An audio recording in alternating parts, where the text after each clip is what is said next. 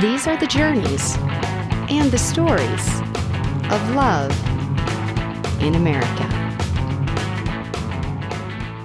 This is Scott Burns. And this is Toni Burns. And we're storytellers from Deadwood, South Dakota. Toni and I have enjoyed a pretty diverse life together over 40 years. And part of that has been a shared love of motorcycle touring, which in turn led us to a new chapter of our own story. On the road, we've often found ourselves asked, what's the secret to love? As if we must have one. Well, we don't. But we knew who might. And so we've ridden out across America over the last several summers to speak with couples from different cultures, backgrounds, and lifestyles about their lives and loves. And even though we never found a big secret to it all, we encountered some profound stories. But we also discovered something more. There's a deep loneliness and disconnect across America. Americans want to know one another, to reunite and heal the divisions that the politics and media just seem to thrive on. And we'd already seen the stories that we tell unite and inspire the people around us. And so we decided to make it our mission in life to grow that connection across the country. And because love is far more than romance, as great as that is, with this journey, we're also setting out to reveal America's loves of community, of purpose and profession, of home, of duty, and other expressions of love that show the heart of America, bringing us all closer together. Great loves are out there in a diverse and changing America. We all love something and someone, and starting from that place is where the road to a more unified and the more loving America we all want begins.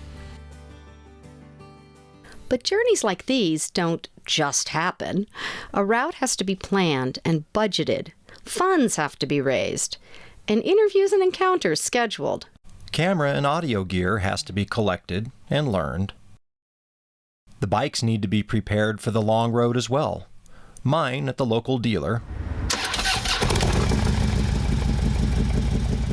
And Toni's with our buddy Chuck in Sturgis, a fellow who knows a thing or two about love for motorcycles. I'm ready for my close-up, Mr. DeMille.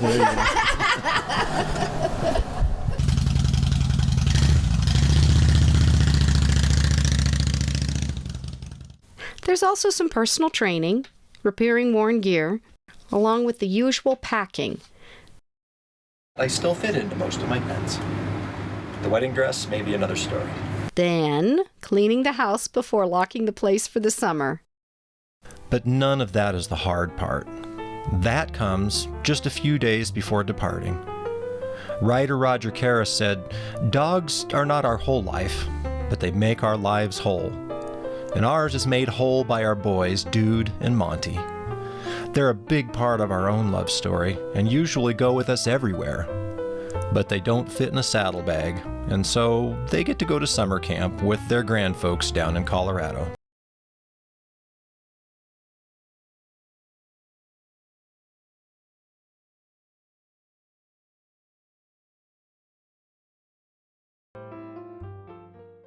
Back home, the day before departure, there's much still to do. We're leaving tomorrow!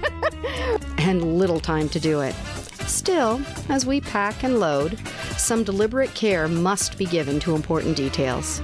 Because traveling by motorcycle demands careful planning and the right gear, like the JIC bag. JIC, just in case. Okay. Oh, that's what that stands for.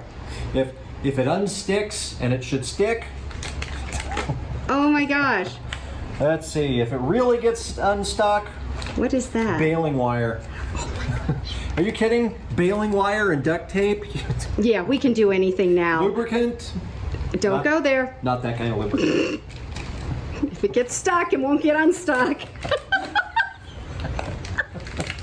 Flares. In different colors, because you can't wear white after Labor Day. Finally, as the sun rises over the Black Hills of South Dakota, we, the bikes, and the road are eager for the loves that wait for discovery. Okay, bags are packed. Everything's ready to go. We are getting ready to go on the road with Love in America to find love in America. And that means it's one small step for the motorcycle, one giant ride for, not mankind. Yeah, mankind.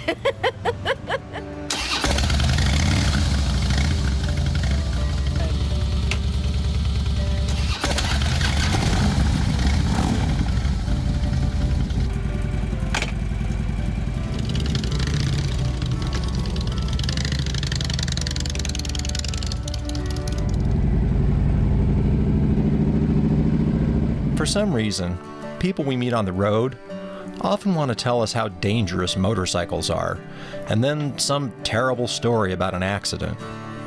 Then they smile and say, "Travel safe." But travel isn't about being safe. It's about going down roads you've never seen, eating things you've never tasted or smelled before, talking to people you don't know, and respectfully jumping into the deep end of ways of life in which you are often adrift. Safety is staying at home, wrapping up in a warm comforter, and buying extra insurance. Travel is instead riding a camel that could hiss and spit or bite, but that can take you places horses and jeeps wouldn't dare. It's branding cattle for the first time and volunteering to dance when you really can't. Travel is a misty highway at 75 that makes your teeth hurt because you're smiling into a chilling wind that still fires both your heart and your imagination. But there's a practical side to travel too, like remembering not to pack the spare camera batteries in the bottom of the dry bags. You haven't pulled everything out, but you have pulled a few things. Uh-huh. You're laughing at me again. Reloaded, recharged, and emerging from the southeast edge of the Badlands, we pull over for gas in interior South Dakota and discover our first new love story. Dan and Gail, retirees riding through life together, this time from Florida to Las Vegas to catch a show and share some life. No wonder you just, your vibes. Yeah. So, if you had to define it, what do you think love is? What is love? You start with the hard one? Yeah. Yeah, no kidding, man. Love is caring, I think, you know? Yeah, Karen works for me. Yeah, being... Not Karen, though. Better not, because she's Gail. Yeah, well, I don't like Karen's. I have a very dear friend whose name is Karen. And who in America do you think needs love the most right now? Trump. Well, we hope everyone who needs it finds it. And after parting with the colorful Dan and Gail, we continued south to our first stop. Valentine, Nebraska is American heartland country. Its people lovingly devoted to family, dogs, and just about anything with an engine, including its Rat Rod Club, who kindly offered us discounted tires, and where we saw the baddest garbage truck on the road. And on the following airy Nebraska morning, the perfect roads and beautiful weather, along with a welcome country breakfast, promised a flawless day. This is all just going to be part of the adventure. Except for leaving the lens cap on the camera for shots of the ride through town. So not a flawless day ahead, but still wonderful, as we rode Highway 20 east through the cool morning air to meet with our main interview on the Rosebud Reservation. Turning off the highway, the reservation roads offered a challenge, as time and weathering are in far greater supply out here than capital for maintenance.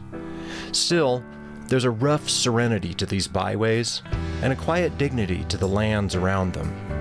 And so, deep into Rosebud, and with some welcome help from locals who knew the area better than our GPS guide did, we turned off in the little town of St. Francis and down a series of ever more rural paths until we found the entrance to the Sundance grounds and could go no further. Or at least shouldn't try.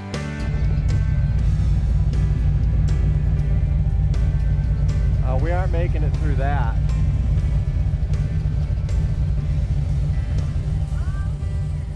But even though trucks struggled with the main road, it looked like there might be another way. And what the heck? We're pros, right? So this didn't exactly go according to plan. Mud was a little bit deeper than I thought coming through. And I can't get the bike picked up, so we're gonna go find some help. Not a flawless day indeed, but we did manage to wrestle the bike upright and get it onto dry ground.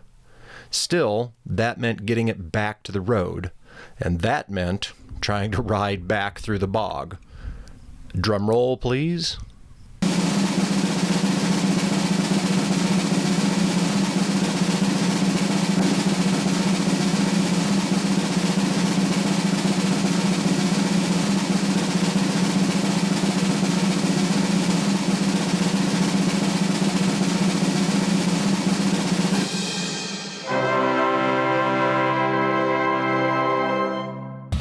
Then it was my turn to escape danger.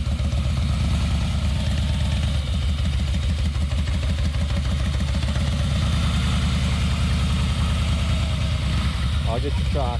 And that's how it's done. Show off.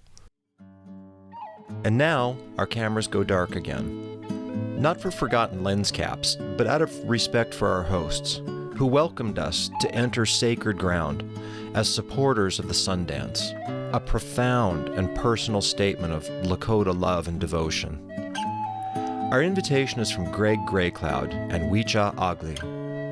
Greg is a warrior, but not in the sense of being warlike. He's simply a man who refuses to stop fighting for others, helping men given to violence and abuse reawaken their spirits of love and empathy by pairing them with abused horses. But this is a story best told by Greg himself. Love in America is here, just above St. Francis, South Dakota, with Greg Greycloud of Wica Agli. And can you tell us what exactly is it that you do? What's the organization about? So we're Native Men Against Domestic and Sexual Violence. We rekindle an alliance of Lakota men to reclaim their roles as traditional leaders, working with young boys from ages 10, 11 to 18 in youth programming. And we also work with men who are 18 and above who are convicted of violent crime. And we re-educate them on their roles as traditional providers and protectors for families. You're bringing men in who struggle with being able to define and live love in their lives. Yes, men who are unfamiliar with other values, family-oriented values, and who are more familiar with violence practices, ways of violence. It's very difficult to explain these things and teach them, but we do it by ways of practice through our culture. We also do it by ways of practice with the horse nation, and the horses also help us with that as well. But horses are reflective in emotion. Anybody who's grown up around horses, it could be a cultural or traditional thing, or it could be a cowboy western thing. Cowboys out there, so all the cowboys out there, you know that you're a different type of person than anybody else who hasn't grown up around horses. Because the horse will reflect your thoughts, reflect your feelings inside of your heart. The horse is a mirror of emotion. And so we don't learn love from the horse, but we learn how to love ourselves from the horse. And once we learn how to love ourselves, then we don't believe that we're anything less. Or we don't believe that we should be treated any less. And we're confident in ourselves and the beauty of who we are and how we are. And we stay and we maintain that same way. Okay. And we find them healing, and we start building them up from there to teach them how to be men and young men and boys. So we become uncles, so we call it uncling. And so we develop our program around uncling, being uncles to young men, to model a specific healthier behavior, to become more allies to women, towards women, with women, alongside women. And that's love to me. When we can remember what our mothers taught us and what her mother taught her and what her mother taught her, if I can remember 3 generations back from what was taught to their mothers, my great-great-grandmother, Oh my God, it's beautiful. So your mission keys around love, being able to learn, experience, express, accept. But how would you, if someone had never experienced love, and you have to start from ground zero, just the base, what is it? What is love? If you had to explain it to someone, how would you define it? In our language, we call it wokichuze. Is having a responsibility towards those you care about, and it's a leadership form. Wokichuze is who we are as men, and we have a responsibility towards those we care about. And to be wokichuze, you have to learn how to, like I said, to be able to share love, to express love, and to receive it. So in your work, you have had to learn how to teach men to choose and then how to act on that choice. People can choose to love one another. You or I, you, me, and Toni, we can choose to love one another as individuals. Is it possible to teach, or for a people to learn to love another people? Yes, it comes in foundations. It comes in a tier or a pyramid.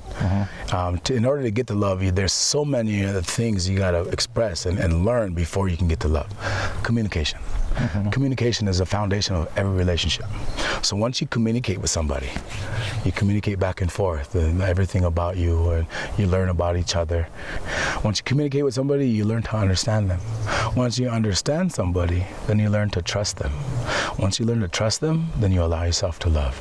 You choose to want to love them. You said that you've had to adapt white culture's ideal of how to teach against toxic masculinity, how to teach people to love, weren't culturally appropriate. They didn't make sense for Lakota people. Is there anything that you'd like to see the way the Lakota love Americans adopt? Everybody has their understanding of love, and we have our own. There are ceremonies that teach us love as well, that other outsiders would see as not right. Because there's sacrifices that we make to show each other that this is what I'm willing to do for you. And it's in our ceremonies, and Sundances, and Uipis, and things, and so forth, so far and so forth. But when I say how I don't want the general public to understand what we know, is because I don't want it to lose its sacredness. Right. It's Waka to have our spirituality and our way of life. It's not a religion. It's not something that you can write down and teach other people in a book. The reason I ask that question is because part of what we're trying to do is find a way for human beings in America, no matter who they are, to find a way to reconnect. We've decided that way is through love. We need to find some avenue that we can at least understand one another's love. If not the ways that we love, the simple fact that we do. How do we reach each other? There's 12 values that anybody, any race, creed, color of people, background, all view the same. Love, chantoganake, wisdom, is wo-ksape. Wo-ksape. You put the word wo in front of ksape, makes it a value and not just a behavior. It's a value, something we not idolize, but something we value. And so I'm sure your family believes in love, humility, truth, bravery, strength, fortitude, courage, humility, compassion, and sacrifice. You believe in the same things, the same fundamentals, family fundamentals as we do. So to generalize that, them understandings of what American people can do, the rest of America can do to maybe have a similar love as us, is to look at those values, those your core family values, find the ones that you lack, and focus on those. The beauty in that is understanding those values, and it's understanding what you lack in those family dynamics, and what needs to be worked on. The ending goal is to love. The ending goal in everybody's life is to love one another and to be loved. And if you're able to love somebody just as much as you love yourself, then you're going to be loved just as much as they love themselves. And so that's the ending goal. So to the general public in America, I would offer there should be something. Love should be something that we express. Love should be something that we share. Love should be something that we become. Riding back to Valentine to wash the mud off my bike and tuck in for the night. We're so grateful for Greg's wisdom, for new friends on Rosebud, and for the perfect start to our journey. Well, maybe not perfect in every detail. Go. All right, here you go.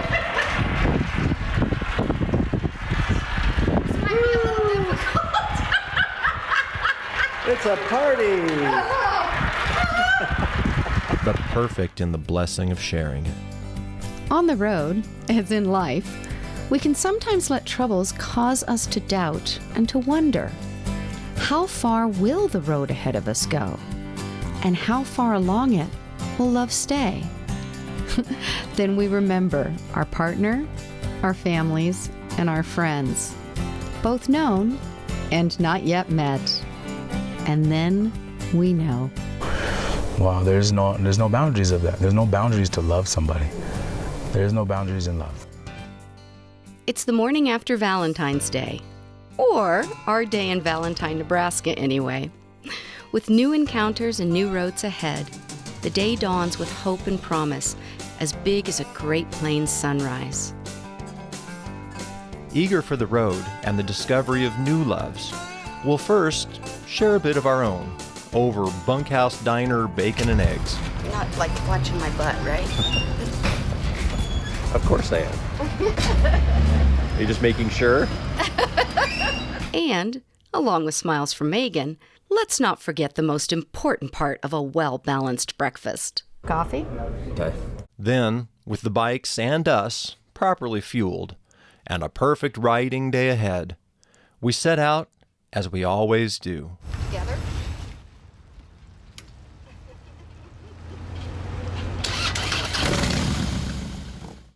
Leaving Valentine, the long open roads across central Nebraska, like so many others we've traveled, have us imagining the many lives lived among them.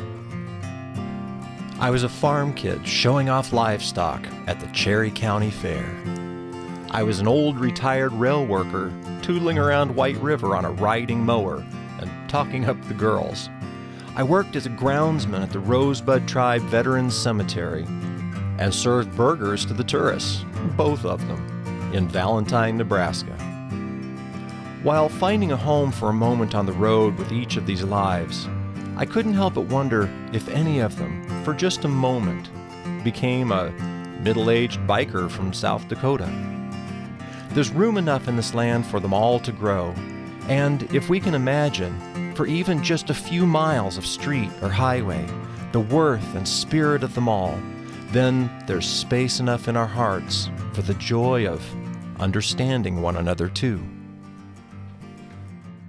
Riding into Bassett, Nebraska, we follow a promising story lead, not to an address, but rather 8 blocks into town, past the light, it's a greenhouse across from the school, where we are welcomed into the life and love of Raymond and Margaret Davis, high school sweethearts, a farm girl and a soldier, married 75 years. So far. So Raymond, what did you do in the war? I was in the Philippines, getting ready to attack Tokyo, and then the bomb dropped. Right. And then they sent me to Japan for a year occupation. He was determined he wasn't going unless he could get married because he's afraid I wouldn't wait for him. Exactly, you told me that. Well, sure. I did. I told he says, "You'll wait for me now, won't you?" And I says, "I don't know. I can't guarantee that." And he just had a tizzy about that. Well, he was just determined that he was gonna have me. I don't know why. He had all these other women. He was a pretty good looking guy, you know. What was the proposal like? I don't remember. He just told me he was gonna marry me. I don't think he ever did ask me. Did you? Oh, must have. Did you want to ask her now? What's gotten you guys through some of the tougher times? Talk it out, I'd say.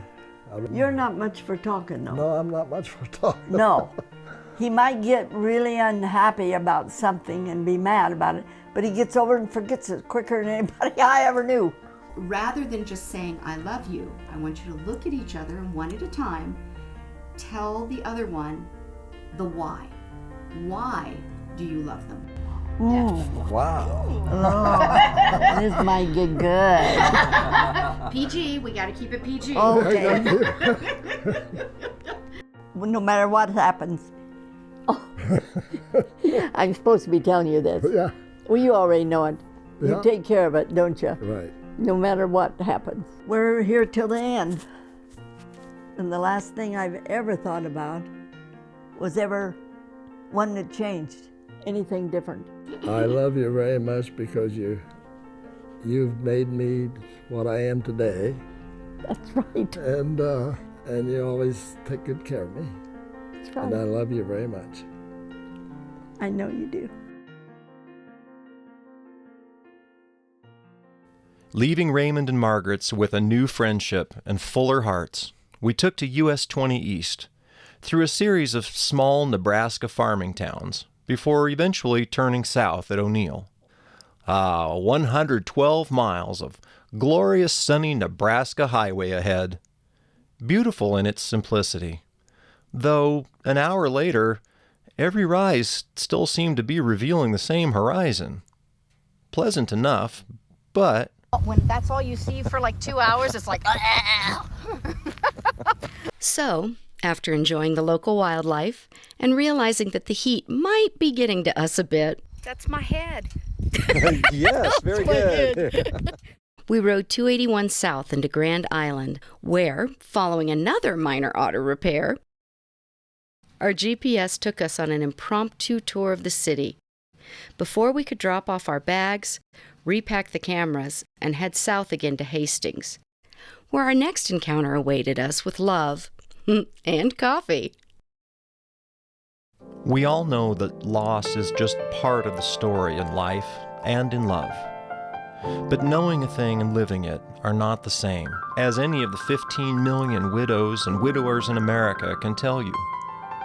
The ladies in the Circle of Strength offer one another an honest and open place to face that grief through humor and a deep love for one another. You've all experienced love in your lives. If you had to capture what it is, define it. Somebody said, finish this sentence. Love is. What is it? Grilled ham and cheese on wheat. Love is grilled cheese. There you go. Love is ham and cheese on wheat? Poor guy. I'm sorry, we put him on the spot. That was good timing, though. It was. It's also limitless. Yes. I mean, because you can love again, and you can love more, and you can love differently. Yes. You're all here because you share a particular bond. There's something that you get from each other that you don't get elsewhere, otherwise you wouldn't be here. Oh, absolutely. What is it that you get from each other that you don't get from others? I think it's, for me, it's the fact that there's people here that have gone through what I'm going through. When we don't know someone's story, we act in ignorance. What would you like other people to know that would have made it easier, or that you would like people to either ask or not ask? What would people that don't have your experience, how can they make this better? I would like people to talk of my husband more and say his name, because it's like they're scared to bring up his name and say, well, you know, something, a memory about Doug, because then they think, oh, now I'm making her remember it. It's like, duh, I never forget it. You know, he's with me 24/7. Every day of my life, I still think of him. I'd like to hear some stories. I'd like people to, you know, ask me stuff about him and stuff, because that just helps me know that other people love him too. And I just talk about him all the time because It helps. I'm used to that. He was a huge person in real life. My grandkids like it because it brings them out, and then they can tell their stories about, yeah, I remember when he was giving me a piggyback ride, he fell on me. As we've traveled the United States and we've talked to people about their relationships, one thing that especially long-time married couples tell us that the most important things to them weren't the big things, it was the little stuff. Remembering to open doors, pick up your socks, You know, the little things that were done around the house or notes that were left. What are the little things that you miss? Phone call at lunch. He called me every day at work. At noon. Yep. Every day. Probably the little notes. I still have one in his cookbook where he had written that I went for a run, I took Sophie with me, that was the dog. I've just never taken that out of the cookbook. It just stays in there. Okay, here's the flip side of that question. Uh-oh. There's also little things that people do that drive you absolutely crazy. You love them anyway. Those are those little things you learn to accept. What's the little things that drove you crazy? You probably miss them now. You sit here and watch Survivor with me. I said, I don't like Survivor. I don't watch. Then after he left, I sat there and one of the first things I did was turn on Survivor. He would always have to pepper his food, and he would get it on the counter. And one day I pointed it out to him that, you really have to miss your plate that much? The next morning I got up to the whole counter was full of pepper. I didn't ever say it again. If this device was capable of getting a short message across to the other side, what would you say? What the hell? My husband took his life, so my question would be why, and I'd still give him a hug and say I love you. You didn't get a chance to ask that question. Yeah. But someday we will again. Do you ever find people telling you you need to move on? Oh, yeah. And how do you react to that? What would you like to say to those people that actually tell you you need to move on? Moving forward and moving on. It is two different things. Moving forward is fine. Moving on will never happen. Never. You've had to find ways now that life changed of making yourselves happy. What do you do? Where do you find that place again? Well, through this group, three of us, Deb, Sheila, and myself, have developed a really close friendship. Since we were all at the same place, it's easy for us to bond. We've become almost like three sisters. And This is a family. We call this It is a family. family. It is. I hate what brought us together, but I love that we are together. Yes, definitely. Definitely. Life is different, but life is still good. From lifelong love to ever afters interrupted, then filled with different loves, the road ahead promises even more inspiration and surprises. Having ridden back to our budget room in Grand Island the previous evening. Hey, look, the sun's setting through a tree. I don't know how that's gonna look. It's gonna look like love. Blinding? We wake to find the working conditions less than ideal. Follow the yellow brick road.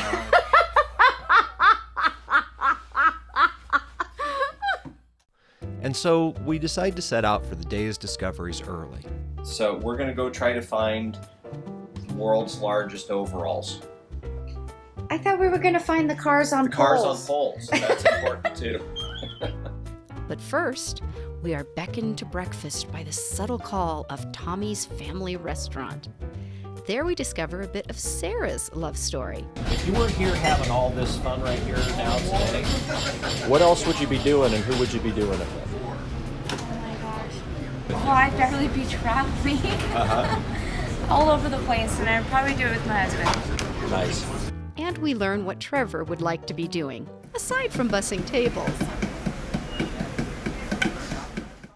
Then it's off to find the fairgrounds, with its agriculture-inspired displays and artwork, which we must capture from all the angles, of course. And we discover the Paul Bunyan-worthy world's largest overalls. We can claim that with some authority, having met Mr. Bunyan several times across America. So we've seen the world's largest overalls, and now we're on our way to... Cars on poles! And a brief tour of Grand Island's industrial district leads us to that wonderful surprise. On the corner of 4th and Vine, we find the true love story of a man and his hometown. Fred Schritt was born and raised with 8 brothers and sisters on the east end of Grand Island, just 2 blocks from his shop. As a boy, he watched soldiers bound for the war in Europe stop at the Burlington train station just around the corner, and bought candy at a grocery store that sat where his creations soar on poles today. What you got going on the corner right there is a crazy love story, because somebody does that just because they love it. Would it be possible to talk to... That was my dad, and he passed away. Oh, I'm sorry. Oh, We'd love to get part of the story. Well, can you tell us a little about your dad and what went into creating all this? Okay, well, those are pictures up there of him. He raced motorcycles until he was 70. And I actually have a bunch of his racing motorcycles in the back there. And he was tired of doing cars. You know, he restored cars and they would just be rust buckets, you know. He decided that he wanted to do something different. So that was about the time the movie Cars came out. Uh-huh. Well, the very first one that he made, he decided to make kind of like the Peppermint Kid. And, well, then he made a couple of the cars. Well, then, and up there, my dad had made a car. It's out by the Humane Society. Mm-hmm. And out of all the cars that he made, that was one of his favorites because we had lost our dog Buddy. And on the license plate, it says Buddy on it. My dad was quite a avid dog and cat lover.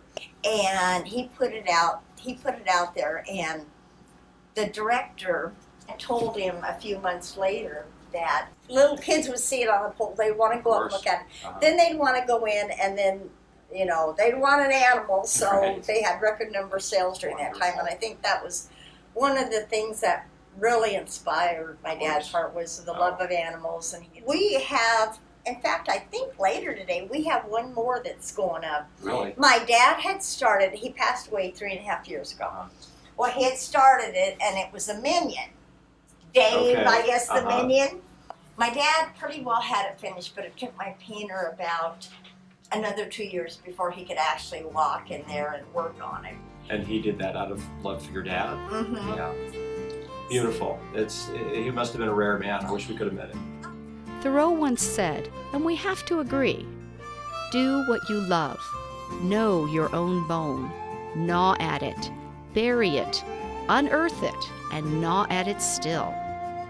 Fred Schritt spent a lifetime discovering and gnawing at the bones he loved, leaving us all a piece of that joy behind in this place. And somewhere beyond us, he's probably sharing those bones and that formidable love still. From a love of home to a love of those who have none, the Grand Island streets took us next to the doors of hope. Across America, homelessness is a reality for many, and for many reasons. Yet, where love is most needed, we find people eager to give it. Enter Hope Harbor and its tireless champion, Liz Mayfield, offering love as a shelter from the storm. My name is Liz Mayfield, and I'm the Executive Director of Hope Harbor in Grand Island, Nebraska. And we are a shelter, but our tagline, which I think has a lot more meaning to me, is a shelter from the storm. We really believe here that there's everyone in the world goes through storms in life, and we want to be a little bit of a port in the storm if we can be. Nice. So what got you into doing this type of work? I started here and fell in love. The families that we meet, they're incredibly brave. Everybody that comes through, they're not a number, they're not a statistic, they are people with really unique stories. And until you really understand and ask the questions about someone's story, you really don't know, and you really can't know. And if you can find even just a nugget of that, it can change you. It can change your understanding of their situation. It can change your heart for them. And I think really the easiest way to say it too is I saw myself reflected in that. And I don't, I like to think I was a compassionate person, but I think the way that it's changed me has been really understanding how complex and diverse and really challenging all the situations related to homelessness can be, and poverty especially. My hope is that more and more people in the community in general understand that as we continue to do the work we do. So obviously with successes there's also failures. When that happens, what helps you to continue? What helps you keep your faith in what you're doing? Every new person's a fresh start, and sometimes when things don't end the way that we want them to, we hope that there was a nugget of truth they learned when they were with us, or they felt some warmth, or that they felt taken care of even for a moment. There's just a lot of hurting people, and I think hurt people like they say, and so I think that's the tragedy of it, is trying to address all the needs in the family, so people can move forward. So we kind of just really focus on that, like it may not have been the outcome we wanted, but we know these positive things happened that can affect their family down the road. If you had to describe love to someone, they didn't know what it was. What is love? If you had to finish the sentence, love is, what would you say? I would say security. That's the first thing that comes to mind. So our kiddos were adopted from foster care. Our oldest and our youngest both have developmental disabilities, and we look at it and we think, gosh, we've loved you since you came into our home and we love you so much. But we have learned so much that love is that security piece. It's that, like, yeah, but can I trust you? And that kind of push and pull. What we try to do is bring divergent people together to start a discussion based from the point of love. What you talk about, the stigmatizing and not just the shame of the person, but the misunderstanding of the people that aren't in that situation. Do you have any ideas or thoughts of how to bring those two together? Yeah. When people think about foster kids, a lot of times people are just, oh my goodness, and they've been through so much, and and that's true, 100%. So that at some point people have that compassion for others who are kind of in that situation. What they don't realize is the adults that we're serving, that's them, grown up. I mean, it's just, and sometimes they were adopted, and sometimes they weren't. Sometimes they aged out, and sometimes they went back and forth to a home that had domestic violence and drug abuse. And so I think people just haven't connected that very often. And so I wish people's compassion and love for children who are experiencing that, they just understand this is just exactly the same thing. It's just in adult form. Right. Sometimes I think love is just asking a question and connecting. Okay. There's a couple individuals that we've had come through, and I think of one specifically. She was at the end of her life. She had a terminal cancer diagnosis, and she was homeless, and she had no family, literally no family. Our case manager just asking those questions, well, what do you want? What does this look like for you? And what can we do? And can we make you comfortable here? And how can we do this? And she was a very hard woman. She was very difficult, maybe not a warm person, but just seeing that little bit of kind of warmth in her, because she knew that we were we were trying to find a way to take care as much as we could, and ask her those questions and get her where she needed to be.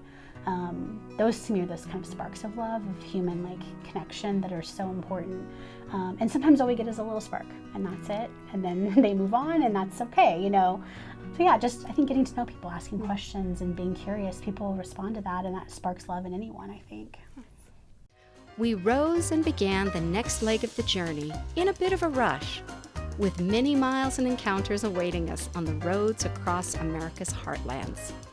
Being a little hurried, however, should never mean sacrificing the proper attitude and panache. Or, once prepared and underway, not cooling it for the ride.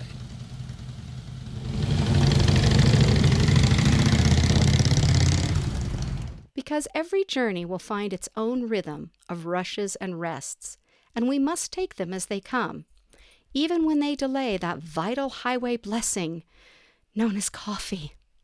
Let us all sing its praises. Got it?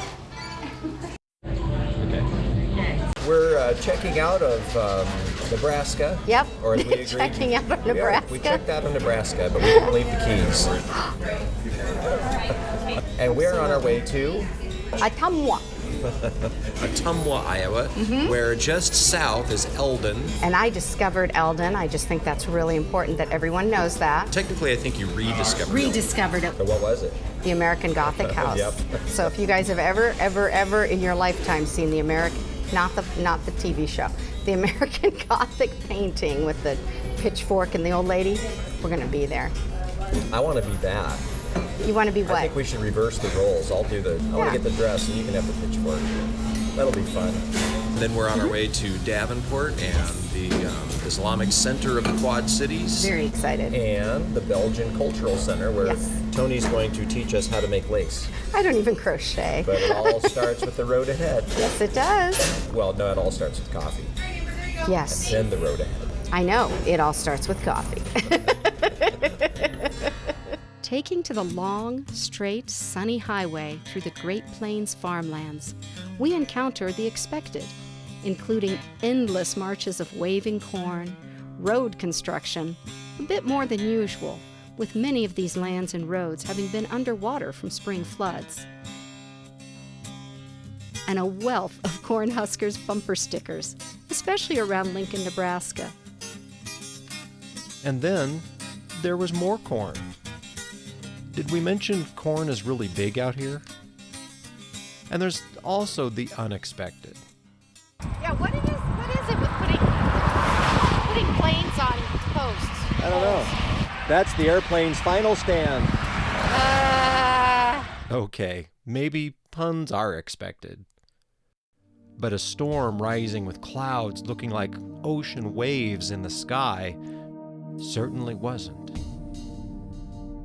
So we head for cover in Red Oak, Iowa, where we'd heard the local middle school had turned the town itself into a scale model of the solar system. And while we didn't find the solar system, our earlier benediction did apparently work, leading us to a coffee church.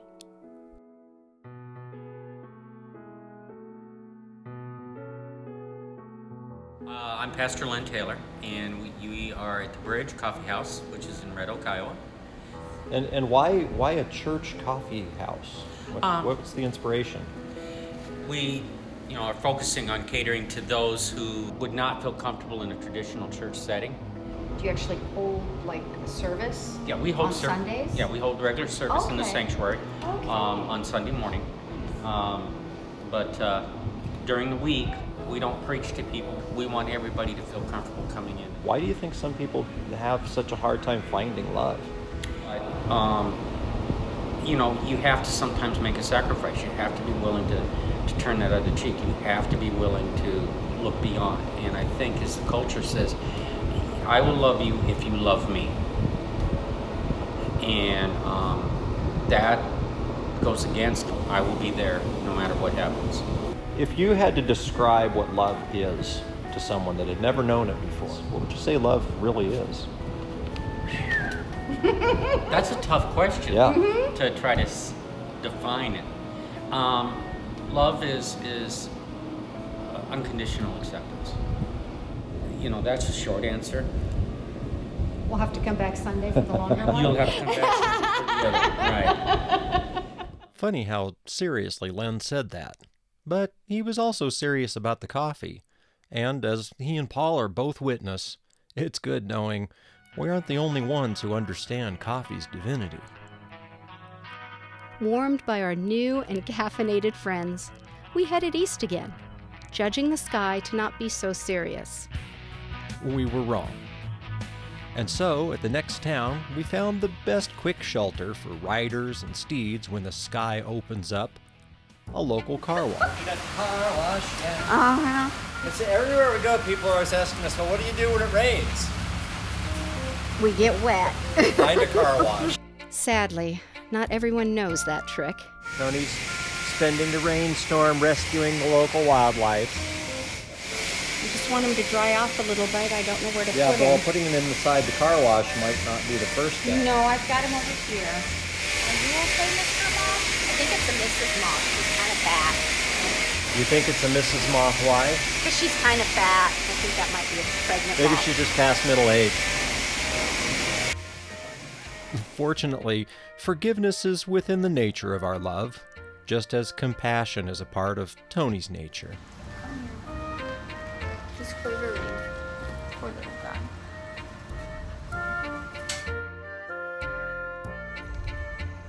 All right. So he's much better off than he was before. Don't try to fly. Don't try to fly. Not yet. So far as we know, Mr. or Mrs. Moth continued her travels just as we did, finally arriving in Ottumwa, wet and hungry, minutes before the nearest eatery was closing and at their mercy.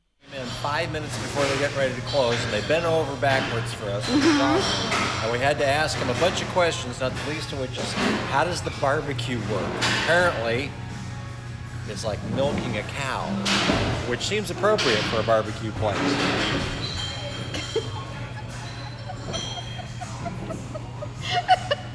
Been a while since I milked a barbecue cow. The food was fabulous and welcome, but even more so was the new love and friendship we found in the form of our evening savior, Darren, barbecue humanitarian. Why do you care about people? Why do I care about people? Yeah. I don't know. I got 7 kids, I guess. I don't know. I didn't. To be honest, here we go. I didn't grow up with my parents. I didn't have my mom or my father. So just taking that from granted, period of not having them, I was trying to treat everybody as if they didn't, I guess, have theirs either. You know, and that's just honest. The next day, breakfast was a picnic behind the convenience store, where we also got some local directions to Eldon. Which, thanks to unexpected construction downtown, didn't get us to Eldon, but did get us new directions to more love and coffee. You know how some places just make you feel warm all over? What would it be without love? What would the world be without love, I guess? Toni discovered that here, you can get that all under, too. Coffee bean bra. What? Coffee bean bra. I can't make this stuff up. I'm gonna get a picture. Oh my god, this is awesome. You gotta see this. Yep, lifts and separates. But the real love story was what owner Sherry had built behind the Top Hat coffee shop. A soup kitchen. A soup kitchen. Why? Because 5 years ago, I had a dream, and it was so real you could taste it, touch it, and smell it. And by morning, I was convinced I was supposed to run a soup kitchen. We've been doing it for 5 years, 5.5 years. We serve over 200 people a day average. The elderly, we serve the children, we serve unemployed, homeless, we serve disabled emotionally, mentally, and physically. What you're doing for others is a mark of compassion. It's love for people you don't even know. Why doesn't everybody do that? I don't know, but I've not always been well off, but I would want somebody to help me. And I'm able, and we're able to still make a living doing what we're doing with antiquing, so keep our own electric on and it works. Right. The world's better for it. Yeah. So, a hug and more directions pointed us once again toward the little town of Eldon. Just turn left at the church. Just turn left at the church. It's left at the church. And turn left at the church? I guess we'll just pick one? Which did end up finally taking us through the little town of Eldon and to the site of the American Gothic house, scene of the famous Grant Wood painting, American Gothic, an icon of 20th century Midwestern American life. Over the years, the painting has been recreated here through photos of visitors from all over, whose faces continue to capture within its image the spirit of love and life in America. Because you just take head and shoulders. Oh, how funny. That's just a head and shoulders. That is too funny. This is just for Sundays. Yeah, a little bit there. Don't spill on it. Might need the spectacle. You're gonna need things. You don't pass them. Nope. What do you think? Oh. I feel like old MacDonald Harry Potter. sometimes. Don't try this at home. Leave this to the professionals. But getting into character and capturing that stony-faced visage isn't easy, so we first take some cues from more new friends. Okay, straight ahead. Straight ahead.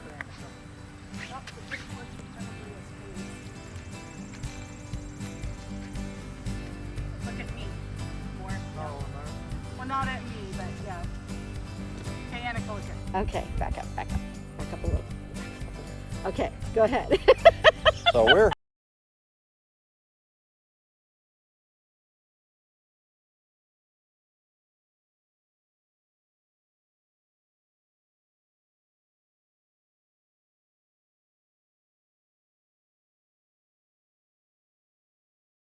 bidding farewell to the Quad Cities, we must make it to Terre Haute, Indiana quickly for a working stopover en route to the stories awaiting us in Lexington, Kentucky. But first, coffee. We have to get there in a hurry. And Yeah. do something that we absolutely love. No, to do. loathe. I think Yes. it was loathe. So we're going to be taking you on the interstate for just a little bit. Yeah, that's a good look. Uh-huh. But at least it's another chance to ride together. And even the frenzy of the interstate has its stories to tell. The U.S. interstate highway system is one of the greatest public works projects in history. Eisenhower considered it one of the greatest achievements of his presidency. And it sucks. The interstate makes speed the entire point of travel, driving a focus on being there into a manic urge to simply get there. On kinder roads, we hear the stories, smell the fields, and see the farmers' markets, taking time for powwows, street music, and pig races at county fairs. But today, we must ride the interstate, taking note of all the things we know we're missing down its turnoffs, adventures for another time. We promise ourselves a return to the stories down those other roads as the mile markers fly past, unheralded, postcards from the us of a later, slower time to the speedsters simply getting there today. Dear us, seeing life in America again together today. Having a great time. Wish we were here. And that's as much freeway as the bikes can handle without a snack. Besides, the Good Luck Otter needs adjustment, giving us a few moments to welcome our first new friend of the day, Archie Bunker. Yes, really. We raise miniature horses. Oh, cool. And we take miniature horses to parades. What's the closest town to you? Morgantown. Morgantown. What's the best thing there? What do you love about there? Me. Yeah. You? Then the map chimes in again. The good news is we're close. Okay, that's good news. What's the bad news? I was waiting for you to ask. We're going to get back on the interstate. Oh, it's not the worst thing. The weather is perfect and the interstate is clear and fast, if not especially relaxing. It is tough to wind down after a freeway run, though, so we take advantage of the remaining energy before the inevitable weariness sets in. I'm tired. Shaken, not stirred. Early the next morning, having had enough of the rush and hurry of the interstate, we take it easy through loading up and even stop for a few sundries. Shop smart. Shop S-Mart. Including fresh bubble gum and extra water for a long, slow, enjoyable ride through the rural Indiana countryside, enjoying the sights, smells, and rolling feel of perfect blue line highways and increasingly backcountry roads. Well, we're not on the interstate. That lead us to, where are we again? 2 miles away from where we need to get to be able to turn, to get to the next 3 turns, to get close to where our destination might be. And there's some corn. Yeah. Appreciate it. Well, we're not lost so much as reorganizing our direction.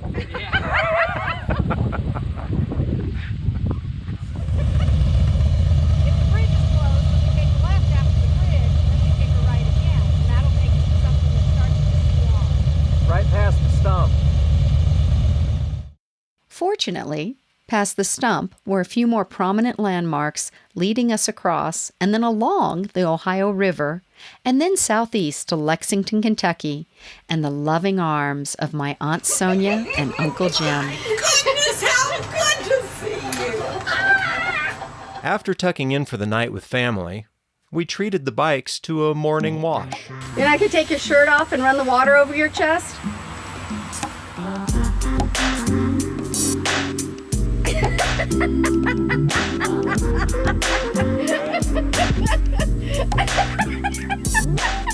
A jaunt in the family car then took us to a local church, ringing with the dulcet tones of song.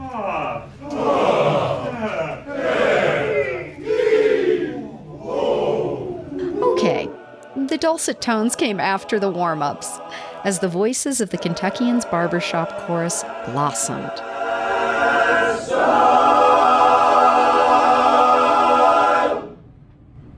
Singing for you in that barbershop style, it's the sound we love so well. Just listen to those chords as they ring, they're the kind we love to sing. We're singing for you with a smile, 'cause we're singing in that barbershop style. As the chorus introduced and began learning a new piece for the winter holidays, the love of their craft and those with whom they shared it, well, sang. When the winter snow meets the world below, painting fields Stop right there. Not that we're anywhere near perfect at anything, but you've got guys that want to be perfect at it. And so that's like, that helps you and it makes you better. You get better because you want to be better for them. By your side I'll stay till you drift away. Wrong chord, but I'll take it. You know, in a love between a husband and wife, there has to be daily commitment. You know that. And to this art form, there has to be a strong commitment. You have to be really committed to learn all that music. By your side I'll stay till you drift away. It's also worthwhile doing community service, going to nursing homes, going to other places where you can turn a smile and make somebody's day. As I look out in the audience and I see them singing along, I see them smiling, I see children that have developmental disabilities that come to our shows, and it brings a new side to them that their parents don't even see sometimes. They said, "You made my son sing today, and he's never sung," you know. Soft and sweet. I'm glad he wore that shirt because that's basically what music does. It brings out the feelings when words can describe it. By your side I'll stay till you drift away, till my winter lullaby. But while the chorus was lovely, it's within the quartets where we discovered the real fun. Oh, goodbye, my Coney Island baby. Farewell, my own true love, It's obvious that you have deep passion for what you do for this art form. Not everyone does. Why doesn't everybody love this? In most cases, they just don't know. Like, I had never heard of barbershop, and if I were to ever have any regret in my life, it's that I didn't find it sooner. Everywhere I go, loving you so. Part of it is, it's the camaraderie. And beyond that, there's the payoff of when you're ringing good chords in harmony with other good singers. You get that added value of just, wow, that chord sounded great.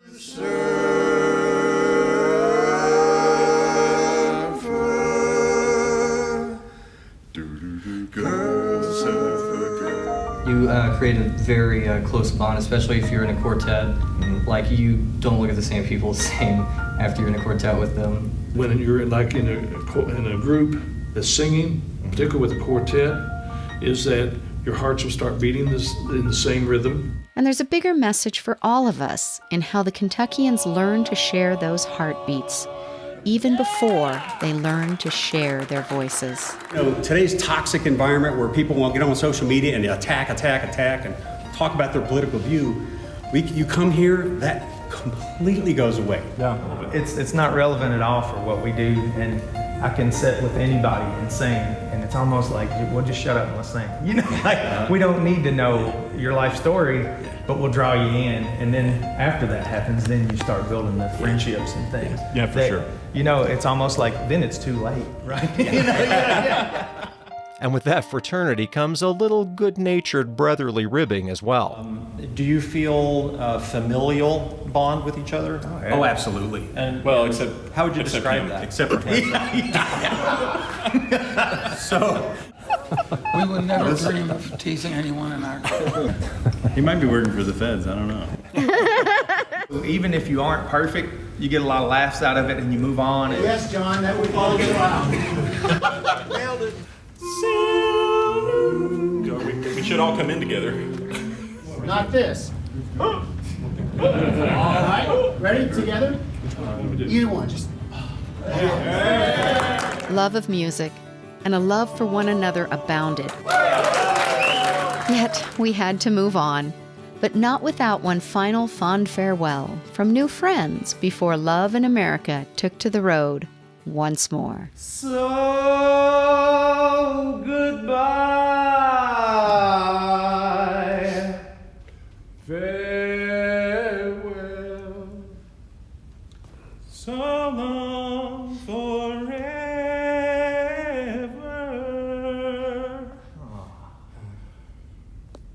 Goodbye, my Coney Island. Goodbye, my Coney Island. Goodbye, my Coney Island. Bye, my Coney Island.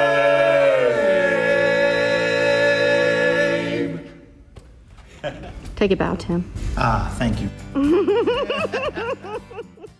We begin the next morning as usual. Before borrowed wheels and space-age navigation lead us through downtown Lexington. Thank God for Siri. Right onto Shropshire Avenue. See? Right on cue, Siri. Where a funky and fabulous assortment of street art and murals colored in the story of the city and decorated the way to our next encounter, the aptly named Kentucky for Kentucky. Inside, we're greeted by all things Bluegrass State, as well as the groovy Kentucky for Kentucky crew and the eponymous Kentuckians themselves, Griff and Whit, who we soon learned are kind of legendary. Yep, Kentucky royalty. I'm Griffin Van Meter. And I'm Whit Hyler.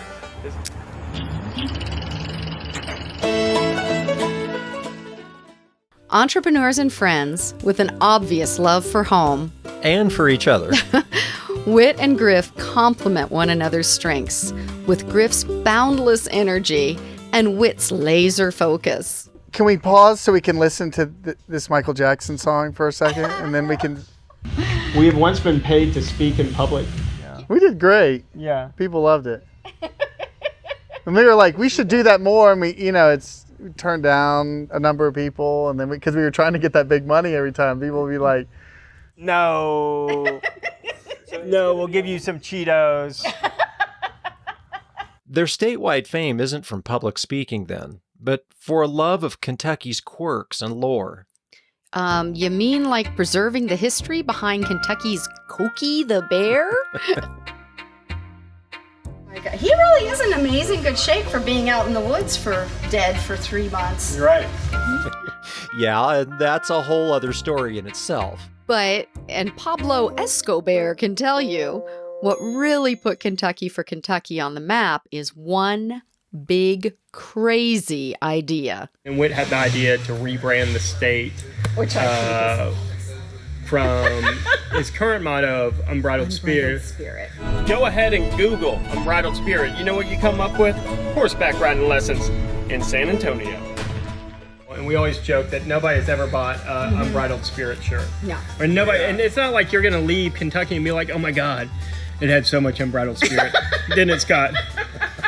In the process, we kind of started to sell like T-shirts and posters to support the campaign. Right. And then like people kept on buying it, and we're like, well, maybe this thing is like a business or something. A business in which two great friends with some media savvy could indulge their love for Kentucky with unique products. We introduced to the world fried chicken scented candles. Oh, And, I did see that on your site. Yeah, it was I did huge. see We that were on the your first website. to the market with those, and it went like mega viral in the holiday season. It's petrified horse poop. Not just any horse poop, but horse poop from Kentucky Derby and Preakness winner Silver Charm. We came together to, shed a big light on the state of Kentucky. We were over at Witt's house one night, and there was actually a football game on, and it was in the fall, and we were thinking like, what's the biggest stage that we could get this message out on? And Witt was like, light bulb, duh, Super Bowl commercial. And I was like, oh yeah. So we said, hey, let's make a motherfucking Super Bowl commercial and a Facebook page. But at the end of our 60-day Kickstarter campaign, we were only able to raise $100,000 of the $3.5 million needed for the Super Bowl commercial. And 75 of it was mine that I had put on an Amex credit card that I had just started. But you know, it got people talking about how great Kentucky is. We invented bourbon, bluegrass music, and the motherfucking Kentucky Derby. Everybody loves bourbon. The bourbon and horses and fried chicken are still like the really unique features of Kentucky, but there's like all this other cool stuff happening and all these cool people doing cool things. And so what you find out is that this is a real special place, and just like as you guys are finding out as you're traveling across America, that there's all these very special places and these special stories that are coming about. But it's pretty apparent there's a little more to the love story of this place. We are heterosexual life partners. Touching my sweaty little hands. They're clammy because Get out you're of it. nervous. But I still love you. With this business, it's not just helped Witt and I fall in love with each other, but also it's deepened our love for Kentucky. If you could say one thing from Kentucky for Kentucky, how would you tell America love one another? Griff's got this T-shirt that we did. The Make Love. The Make Love. Yeah, the Make Love. Yeah, the Make Love. Make Love. I have this theory that we need to make more love. And what I meant by that wasn't just like sexual intercourse. I mean, like get out and talk to strangers, right? And then I think also when you start to think about what we came from, that we're all just a little bit of carbon and a little bit of stardust and a little bit of lightning, and that we're all part of that. And that's a really long way of saying, just make love and realize you're gonna die, so make more love and make it more often with as many people in as many places as you can, because you're gonna die. Practical, but still romantic, and also generous. The guys sent us on our way with 2 more proofs of Kentucky kicking ass. First, a paid tattoo of their motto, courtesy of another friend, Stu Fost, who was kind enough to let us capture his artistry in motion. Yep, I got skin in the game.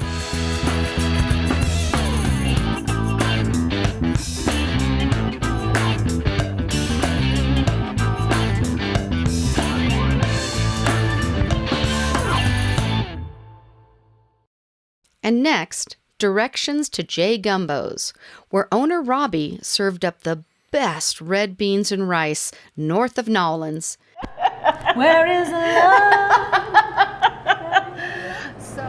Cajun and Creole cuisine is dynamic and it's diverse. And I like to describe it like jazz music. It just doesn't work if you have one soloist. Right. It's a dialogue. Jazz is a dialogue. Right. That's a dialogue. This food is a dialogue. It came from French Acadians who were kicked out of their country. It came from Spanish who were coming to claim some stuff. It came from Native Americans, and it absolutely came from West Africans who were brought here on their without their own, interest in being here. This is a blend of people. It's a blend of stories, and and it's a blend of food. Right. If you ask, I'll say. Otherwise, you can just get your red beans and enjoy them and move along. You know what I mean? People all over the world join hands on a love train. Love train. That's right. I'm going to go with that one. And after feeding our hearts and our bodies, Robbie introduced us to the reason love brought us to Lexington. LaTanya Jones, here in Lexington, Kentucky. And you started to tell us yesterday a little bit about what you do with criminal justice. Mm-hmm. Can you explain a little more?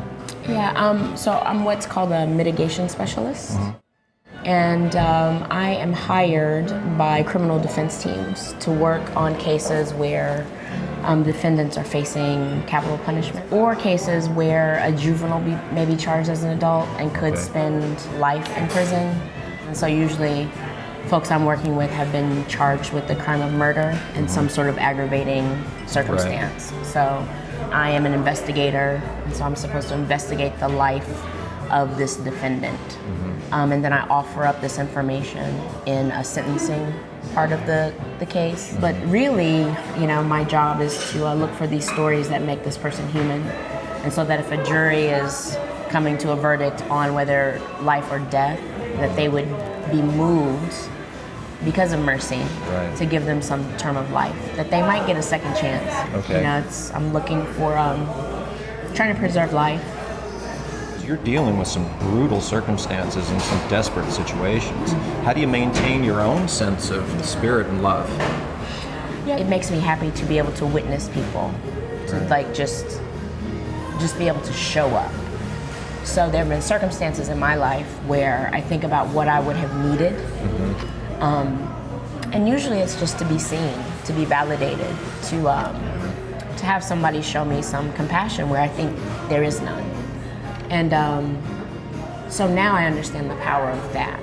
Okay. You've no doubt encountered people that would say, you know, once they find out what you do, why you do it, why would you defend people that have gone beyond the pale so far? Isn't there a point at which a person is irredeemable and they deserve this fate?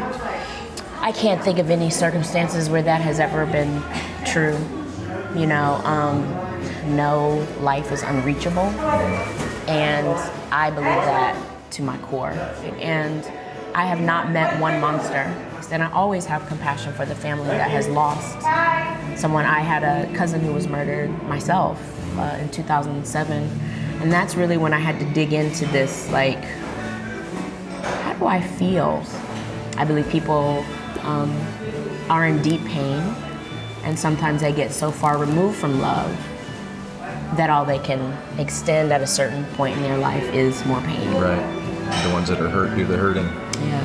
Yeah. So much of what you talk about deals with love and a deep sense of love, far past, you know, what most people would call passion or attachment. You've become, it's a spiritual kind of love, almost the agape sort of love. If you had to define what love between people is, how would you describe it?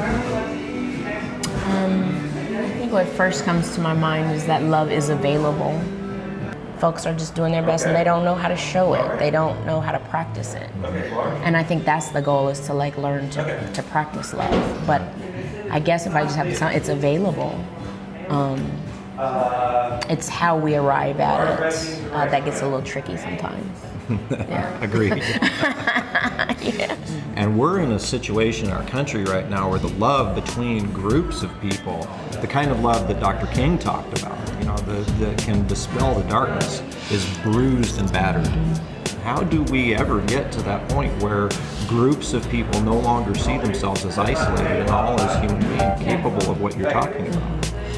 It's not denying that all of this stuff is happening, but what we've forgotten is that love is also available. There's something else happening at the same time. Right. I think there's an opening and an invitation for that we oftentimes miss. Because we think it's going to be too sappy. Who wants to sit around talking about love? Exactly. Well, yeah, no, you're right. You know, when I got to pay my bills, like I can't be talking about love, and I need to, you know, pay my bills, or I can't be talking about love, and I just got profiled by the police. You know? But I can be. It's just as available as all of the negativity. Right. You know, somebody tells me every single day that they love me, and that I don't take that for granted, you know. And then it gets offered up, and so I just keep offering it, and it comes back, and I offer it, and it comes back, and somehow I've found a life in that. You made a life out of it. We can't wait to share your voice. You rock. Amazing. So wonderful to meet you. So wonderful. Oh my goodness. That's perfect.